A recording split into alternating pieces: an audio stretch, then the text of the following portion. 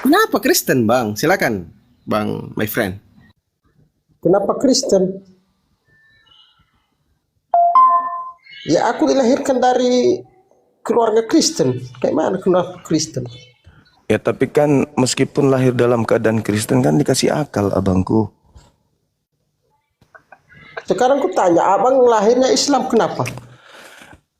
Saya lahir Islam, kedua orang tua saya Islam, dan setelah saya menjadi Islam, saya mengikuti ajaran Islam, dan ajaran Islam itu rasional. Makanya Ya saya udah tetap sama lah. Islam. Aku lahir dari keluarga Kristen. Aku dilahirkan keluargaku. Tapi Karena kan kedua tidak orang rasional. tua Kristen. Setelah saudara saya dewasa kan menemukan ajaran dalam keyakinan rumah tangga Anda itu tidak rasional, kan gitu. Apanya yang enggak rasional? Tuhan datang netek kepada manusia. Apa? Tuhan datang ke bumi untuk netek kepada manusia. Masuk Dari akal mana nggak? dalilnya? Hah? Dari mana dalilnya? Lukas 11 nomor 27. Apa katanya? Berbahagialah buah dada yang engkau isap. Eh? Iyalah bang. Makanya aku bilang kita boleh Enggak, lahir dalam. setengah bacanya, jangan setengah-setengah bacanya, baca semua dulu baru. Ini masih baca setengah udah gigi. Cobalah Anda yang baca. Itu kan kitab saudara. Saya mah bacanya agak rada-rada merinding aja pun. Berbahagialah rahim yang mengandungmu dan berbahagialah buah dada yang kau isap. Kan gitu saudara. Jadi boleh lahir dalam keadaan apapun boleh. Iya. Tapi setelah berakal, ya dipakai akalnya dong. Kan Iya, kita disuruh. Ya masuk akal tidak saudaraku? Masuk akal tidak saudara? Pencipta langit dan bumi kita ini turun ke bumi netek sama wanita. Masuk akal tidak menurut saudaraku ini? Itu aja dulu. Dalil pertanyaannya dari mana coba? Hah? Dalil pertanyaan kayak gitu. Ini saya bertanya karena kan Anda lahir dalam keadaan Kristen, tapi kan tidak selamanya Anda jadi bayi kan? Ketika Anda bayi, oke, disuguhkan makanan pilihan orang tua, bukan pilihan kita. Ketika kita bayi, kita dikasih pakaian, bukan pilihan kita tapi pilihan orang tua. Begitu kita dewasa, kan bukan lagi orang tua yang milihkan kita makanan, bukan lagi orang tua kita yang milihkan pakaian. Iya kan? Kita yang milih kan? Nah, kenapa terkait dengan Tuhan Anda nggak milih?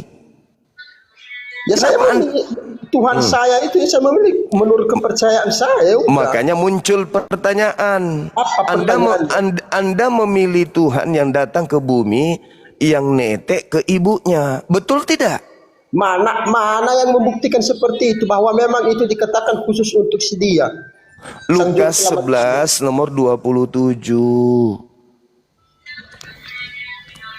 Coba Anda baca. Lukas 11 nomor 27. Bacalah kawan.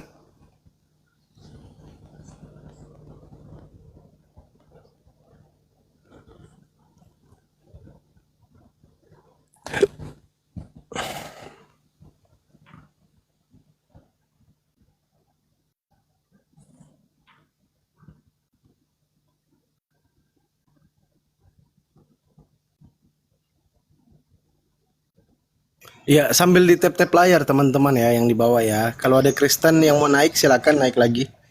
Ada 5 kursi panas untuk teman-teman Kristen biar bisa belajar.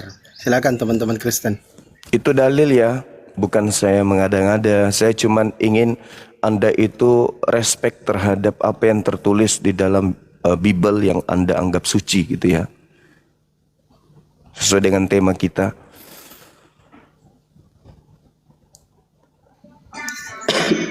Bagaimana? Jadi yang dipertanyakan tadi tentang Yesus disusui gitu, ditetein. Iya, itu masuk akal tak Tuhan pencipta langit dan bumi turun ke bumi netek? Ini ku berikan penjelasannya secara logika. Silakan. Secara logika dulu ya. Iya. Secara logika Allah kita sama, betul nggak? Tidak.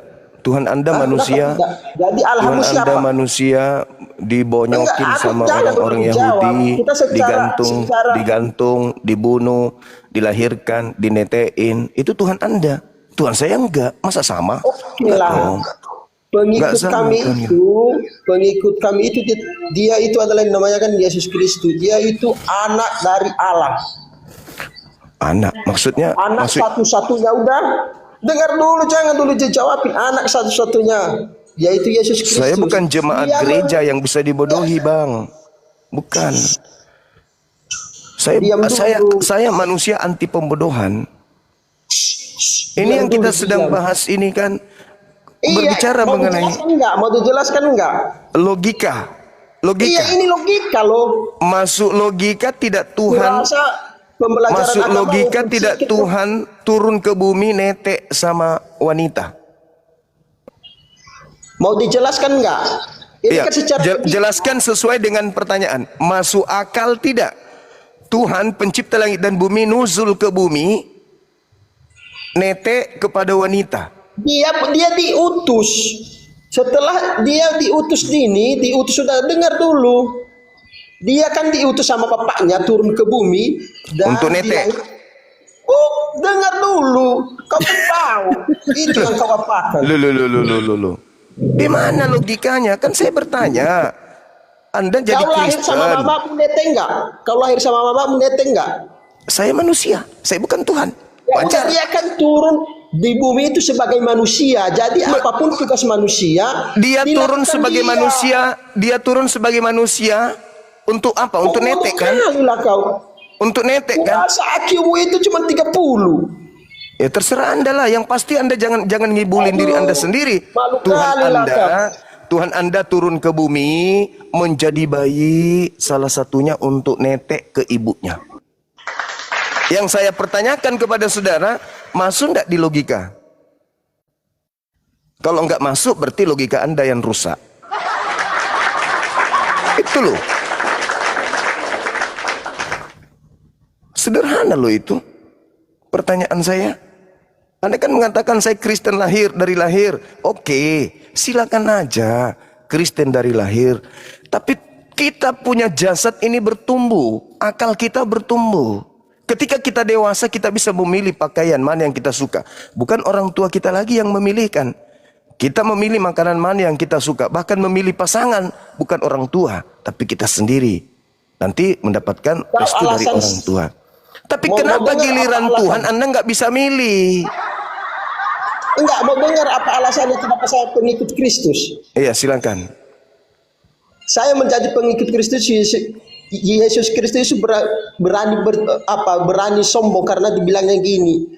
Kalau mau masuk ke surga, kalau tidak melalui dia, kamu nggak bakalan bisa masuk. Iya, kalau melalui dia berarti jangan jadi Kristen dong. Iya, kalau nggak melalui Yesus Kristus, Ya, jangan jadi Kristen kalau begitu. Kalau jadi mau maksudnya di situ melalui itu harus mentaati firman-Nya. mentaati firman-Nya. Yesus dimintai kemudian untuk Kau mentaati mengikuti firman-Nya. gurumu enggak? Kau diajari seorang guru enggak?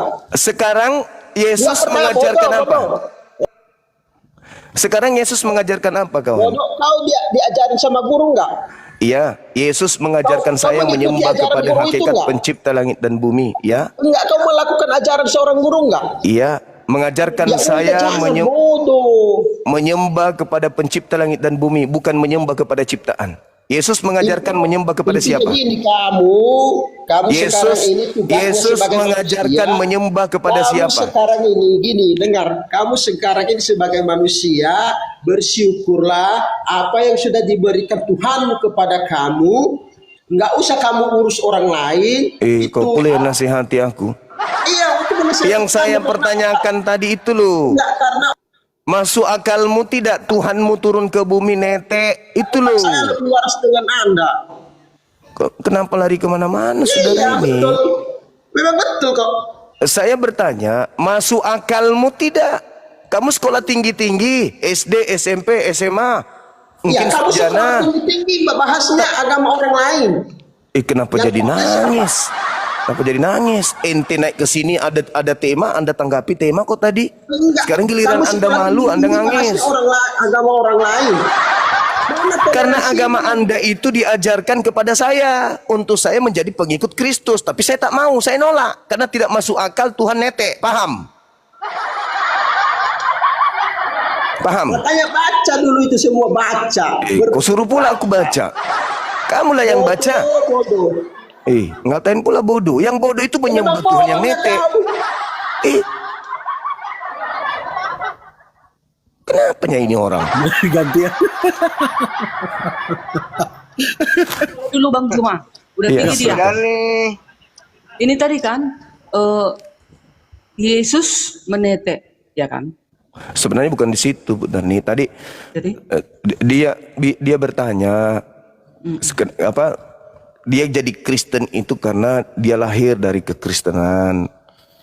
Terus kebilang gini, ya sudah, kalau Kristen itu kan artinya Anda juga sama seperti kami juga punya akal. Kenapa akalnya tidak bertumbuh dalam hal ketuhanan? Masuk akal tidak? Ku bilang, Tuhanmu turun ke bumi netek sama perempuan. Nah, mulailah dia kejang-kejang. iya, sebenarnya nggak boleh kita kejang. Nah, Kalau aku ya, kalau saya ditanya, netek itu aku nggak pekerjaan malu. yang bagus kan, Bu Darni? iya, aku Iyalah. kan nggak malu.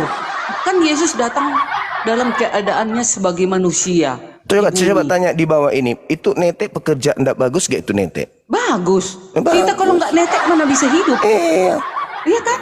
Ya, betul. Hanya memang karena terus negatif kita pikirkan, ya terus jadi error lah. Nah, Nggak apa-apa dijawab. Kalau aku ya sebagai seorang Kristen, aku nggak malu. Walaupun memang di dalam Alkitab ini nggak ada secara tertulis Yesus menetek, nggak ada. Hanya dikatakan di sini di dalam Lukas 11 ayat 27, siapa yang berbahagia? Ketika Yesus masih berbicara, berserulah seorang perempuan dari antara orang banyak dan berkata kepadanya, berbahagialah ibu yang telah mengandung engkau dan susu yang telah menyusu engkau. Apa yang salah di situ? nggak ada yang salah. Enggak ada kan? Ya kan Iya, Yesus datang ke dunia sebagai manusia. Ya tentu dia menetek, seandainya pun dia memang menetek. Enggak apa-apa. Artinya, Mulia dong tetek itu.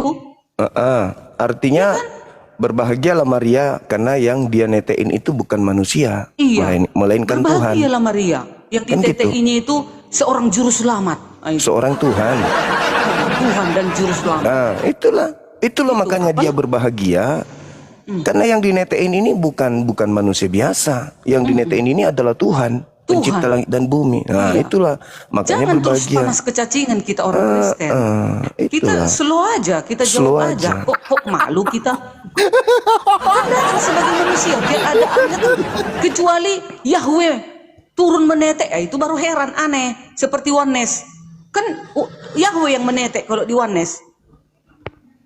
Tapi Iya kan? sama aja kurasa Bu Darni. Enggak, beda. Kalau di Trinitas, Coba tolong. firman Yahweh yang menjadi manusia. Oh, kalau di kalau oneness, di ajaran Yahweh itu Paulus, yang menetek. kalau Beda di lah. Paulus bukan firman yang jadi manusia. Kalau di Paulus memang betul-betul Yahweh yang turun jadi manusia, bukan firmannya. Filipi 2 nomor 6, nomor 7, nomor 8. Bukan firman yang turun menjadi manusia, tetapi Yahweh sendiri yang turun. Mengosongkan dirinya, lalu mengambil rupa manusia. Kolose 2 nomor 9, Yahweh yang masuk secara daging kepada Paulus, mulai dari kuku sampai rambut. Berarti yang nete ini adalah Yahweh. Iya. Baiklah. Itu pangkalnya. Oneness mengambil dalil bahwa yang nete itu adalah Yahweh itu sendiri. Iya. Itu Bu Darni. Mereka ya. Iya. Kalau di kami di Trinitas, firman Yahweh itu yang menjadi manusia, makanya ada ayat 2 Yohanes 1 ayat 7, siapa yang tidak percaya Yesus datang sebagai manusia, dia penyesat atau Paulus dong itu, antikristus. Paulus berarti. Paulus berarti. Kita Paulus. percaya Yesus datang sebagai manusia, Berarti ke Paulus bumi dong. datang. Sementara kan Yahweh itu nggak bisa terhampiri, Yahweh itu nggak kelihatan. Kalau Yahweh itu kita lihat, binasa kita manusia, kan Waalaikumsalam. begitu kan? Iya. Berarti Paulus penyesat, berarti antikristus, berarti Paulus ibu. Bukan, Paulus juga enggak. Cuman dia mengumandangkan bahwasannya Yesus itu Yahweh gitu. Dia mengatakan aku menerima Injil bukan dari manusia tapi dari Yesus. Ya, Nah, betul. berarti Yesus datang kepadanya bukan sebagai manusia, tapi sebagai bukan manusia. Iya, sebagai Tuhan dia datang. Nah, berarti dia penyesat. Enggak Antikristus berarti. Benar juga itu, dia benar. Gitu dia. Berarti dia penyesat, Bu. Karena dia mengatakan dalilnya yang Ibu bawa 2 Yohanes itu 1 ayat 7. ya, iya betul. Apabila ada orang yang berkata ke seluruh dunia Yesus datang bukan sebagai manusia, berarti dia antikristus. Nah, Paulus mengatakan Galatia 1 nomor 11, aku menerima Injil bukan dari manusia, bukan manusia mengajari aku Injil, tapi Yesus datang kepadanya bukan sebagai manusia. Iya. Paulus Berarti juga nggak penyesat. salah. Berarti penyesat dong. Dia menerangkan Yesus itu Yahweh. Di dalam Yohanes juga diterangkannya bahwasanya Yahweh itu datang melalui firman-Nya menjadi manusia. Makanya ada juga Yohanes 1 ayat 1 sampai 14. Pada mulanya Yesus ini firman. Firman itu bersama-sama dengan Yahweh. Firman itu adalah Yahweh. Nah, gitu dia. Ya, itu kalau kita Salah. kalau kita merujuk kepada Matius 4 nomor 4 dulu. Manusia bukan hidup hanya dari roti saja, tetapi dari setiap firman yang keluar. Dari setiap firman yang keluar dari mulut Tuhan. Artinya manusia nih, taruhlah Bang Suma. Bang Suma tidak hidup dari roti tok, dari daging saripati tok, tetapi dari firman yang keluar dari mulut Tuhan. Bedanya dengan Yesus apa? Bang Suma pada mulanya adalah firman yang keluar dari mulut Tuhan. Nah, kita buktikan. Kita buktikan. Sebelum kemudian Yesus itu lahir jadi manusia, prosesi awal yang terjadi adalah Gabriel, Roh Kudus, datang kepada Maria. Firman yang keluar dihantarkan oleh Roh Kudus, datang kepada Maria. Maria, kamu akan hamil. Maria mengatakan, bagaimana mungkin? Aku nggak ada suami. Enggak, kamu hamil. Meskipun kau sudah tunangan, kamu hamil dari Roh Kudus. Artinya kehamilan Maria itu dari firman yang keluar dari Bapa. Itulah yang disebut firman yang keluar dari Bapa itu. Yang bersatu dengan Bapa itu adalah kehendaknya, idenya, gagasannya. Pada mulanya adalah firman. Firman itu bersama-sama dengan Tuhan. Dan firman itu adalah Tuhan. Ide yang melekat pada Tuhan itu adalah Tuhan. Gagasan, keinginan, kehendak Tuhan adalah Tuhan itu sendiri.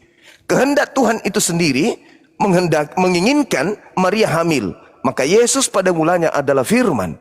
Kehendak Tuhan supaya Maria hamil, melahirkan seorang manusia bernama Yesus. Maka dikatakan firman itu telah menjadi daging. Aku ya. Ini Silakan. perbedaannya. Perbedaannya Yesus dengan kita manusia. Kalau Yesus sesuai dengan dalil Matius 1 ayat 18 sampai berapa ini? Sampai 23. Ia akan melahirkan seorang anak laki-laki dan engkau akan menamakan dia Yesus. Karena dialah yang akan menyelamatkan umatnya dari dosa mereka. Hal itu terjadi supaya genaplah firman yang hal itu terjadi supaya genaplah yang difirmankan Tuhan oleh Nabi. Ya kan? Sesungguhnya anak darah itu sesuai dengan Yesaya 14 ayat 7. Sesungguhnya anak darah itu akan mengandung dan melahirkan seorang anak laki-laki. Dan mereka akan menamakan dia Immanuel. Yang berarti anak Allah.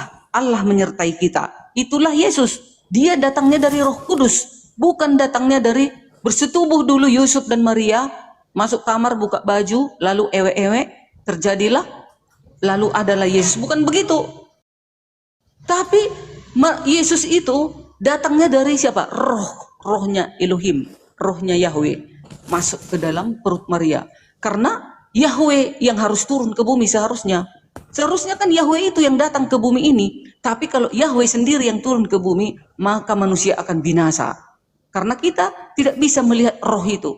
Kita tidak bisa melihat menghampiri Yahweh itu. Makanya dia menurunkan dirinya melalui firman-Nya ke dalam perut Maria, jadilah Yesus. Beda dong.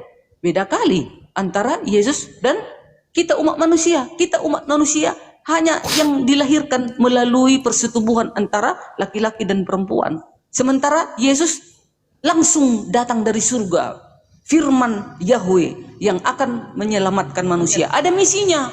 Yesus manusia tidak punya misi datang ke bumi ini, hanya misinya beranak cucu dan mematuhi perintah Tuhan. Sementara Yesus datang ke bumi, misi menyelamatkan manusia dari kutuk dosa itu. Itu dia, beda kali. Dan bedanya lagi dengan manusia biasa. Manusia biasa nggak ada dijanjikan kelak di akhir zaman akan membangkitkan orang mati.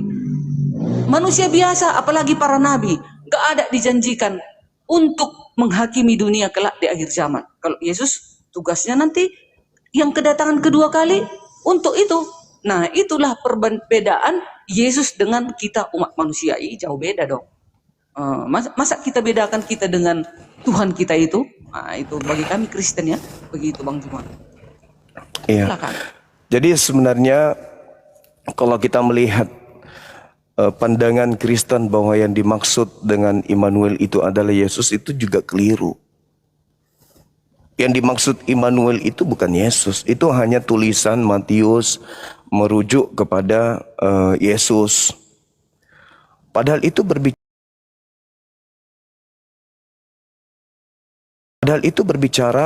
lebih 722 sebelum Masehi. Bagaimana kemudian bangsa Syria dan juga bangsa Israel itu kemudian melakukan sesuatu yang terjadi pada saat itu. Sedangkan Immanuel ini, Tuhan beserta kita, itu adalah pejuang yang kemudian dituliskan dalam Yesaya 7 nomor 14 yang membebaskan Israel. Itu bukan, tidak ada hubungannya dengan Yesus. Makanya Yesus itu tidak pernah dipanggil Immanuel. Sejak kapan kemudian Yesus dipanggil sama orang-orang di sekelilingnya? Immanuel, nggak ada.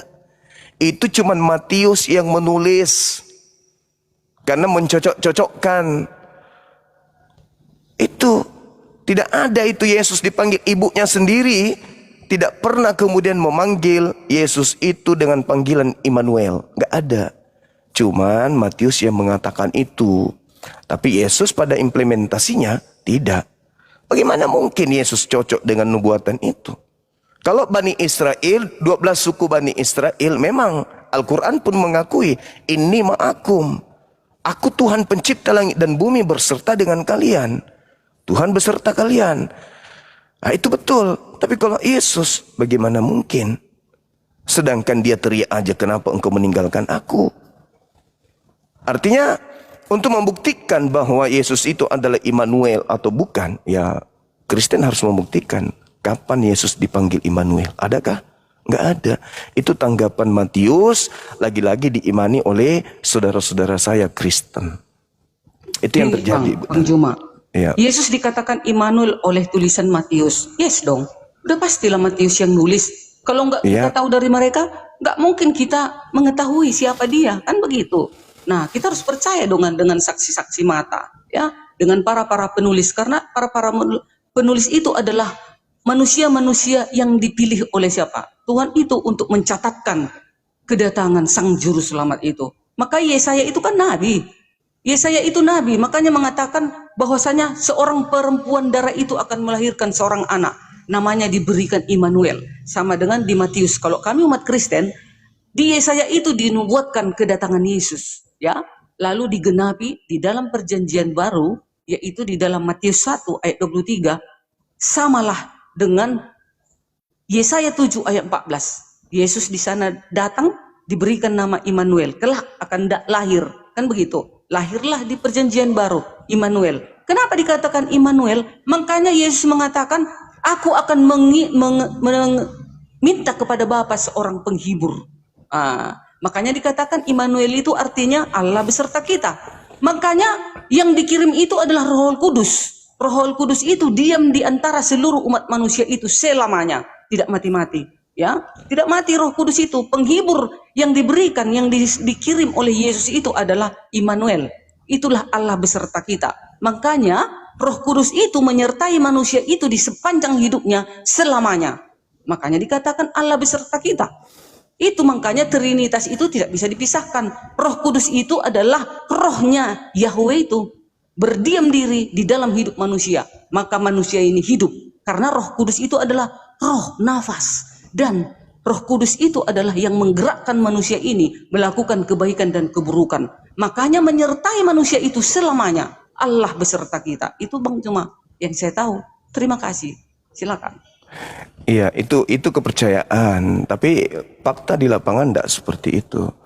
Ketika kemudian Maria itu hamil, malaikat datang kepada Yusuf.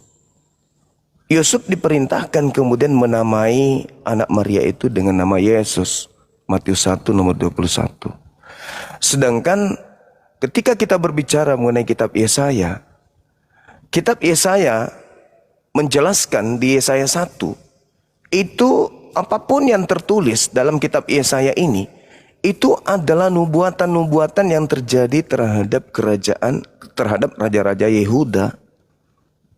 Tidak ada berbicara mengenai kerajaan Yesus, kan? Kitab Ulang Yesaya 1, Ibu baca. Itu bercerita semua yang diceritakan oleh Yesaya dalam kitabnya ini, itu bercerita tentang raja-raja Yehuda. Sedangkan kalau kita lihat yang Yesaya 7:14 yang Ibu ambil, itu membahas bagaimana Syria dan Israel hancur sehancur-hancurnya pada masa itu. Maka sebelum kehancurannya, Tuhan kemudian mengutus seorang raja kepada mereka untuk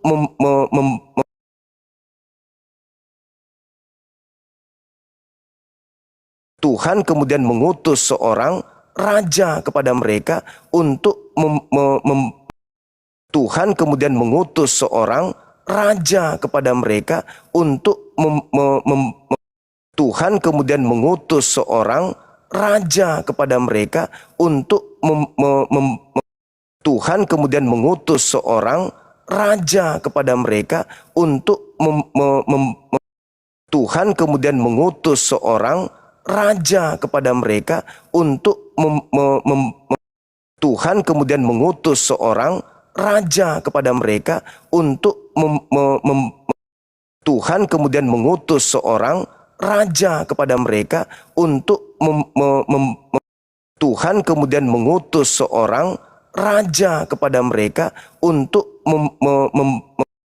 Tuhan kemudian mengutus seorang raja kepada mereka untuk Tuhan kemudian mengutus seorang raja kepada mereka untuk Tuhan kemudian mengutus seorang raja kepada mereka untuk Tuhan kemudian mengutus seorang raja kepada mereka untuk Tuhan kemudian mengutus seorang raja kepada mereka untuk Tuhan kemudian mengutus seorang raja kepada mereka untuk Tuhan kemudian mengutus seorang raja kepada mereka untuk